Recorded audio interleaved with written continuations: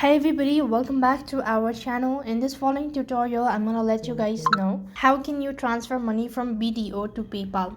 To transfer money from BDO to PayPal, you just have to follow the simple steps. First thing first, gonna log into your PayPal account. Once you're logged in, that's gonna take you to the home page.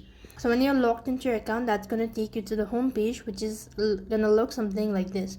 Now first thing first, confirm a bank account and link it to PayPal before you can transfer money from your business account to your PayPal account.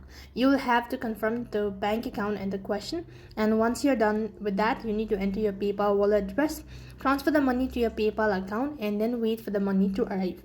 Likewise, you just have to go ahead and give the recipient with your information. So this way you should be able to transfer money from BDO to PayPal.